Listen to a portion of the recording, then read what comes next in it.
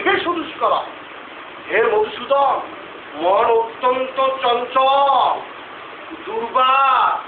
বায়ুকে বশীভূত করা যায়, কিন্তু এই চঞ্চল মনকে বশীভূত করা যায় না। তার উপায় কি? সেই উপায়ের কথা বল। কি তাই নয় কি?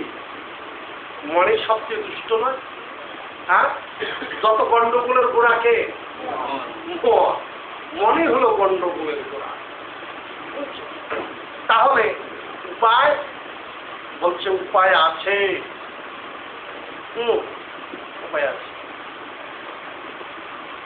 এই জন্য কিছু পূর্বে আমি উপনিষদের কথা বললাম। মনাপি, আমরা অনেকে মনে মনে মনে মনে ভগবানকে আমরা ধরার চেষ্টা করি। ওটা মাটিয়ে কখনো এই জড় মন দিয়ে কখনো ভগবানকে কখনো ধরা যায় না। ইন্দ্রিয় দ্বারা কখনো ভগবানকে অনুভব করা যায় না, ইন্দ্রিয়াতীত। তাহলে এবার কিভাবে সম্ভব? বলছে অসম্ভব নয়, সম্ভব। কি? অভ্যাসগত করতে হবে, ক্রমশ অভ্যাস এবং ত্যাগের মাধ্যমে সম্ভব। এই জন্য আমাদের প্রত্যেকের কি করতে হবে? অভ্যাস করতে হবে। কি অভ্যাস? বদভ্যাস না সদভ্যাস? সদভ্যাস করতে হবে। কি সদভ্যাস করবেন? কোন সদভ্যাস করবেন?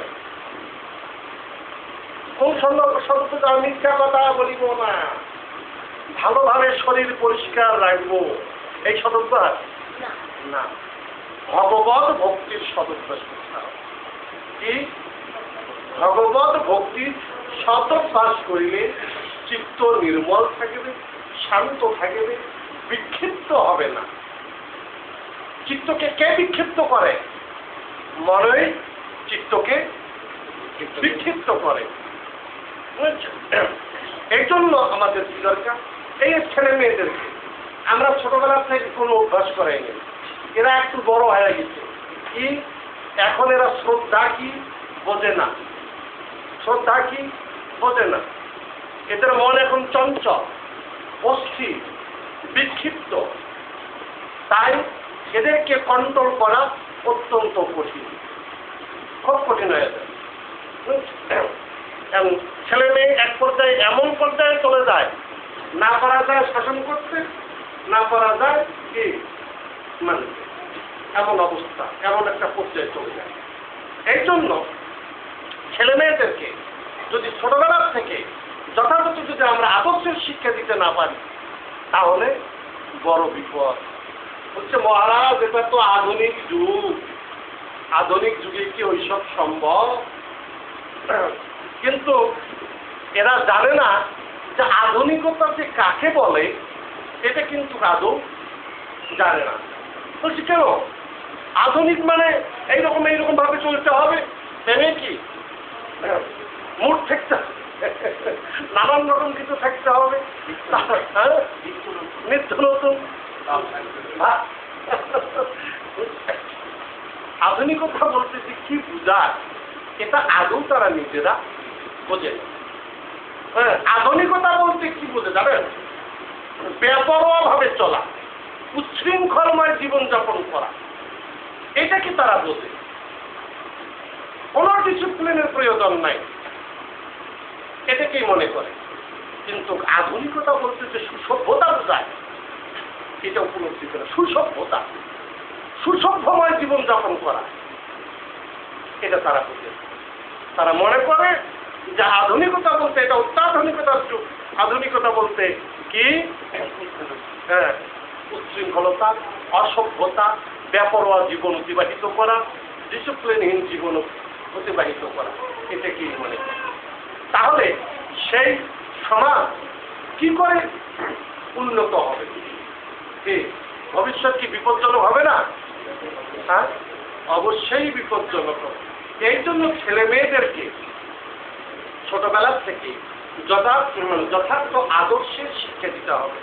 এখনকার ছেলেমেয়েরা মনে করে কি এডুকেটেড হলেই আর কোনো রিলিজিয়নের প্রয়োজন নেই, অর্থাৎ কোনো ধর্মের প্রয়োজন নেই, প্রয়োজন মনে করে না, প্রয়োজনটা মনে করে না।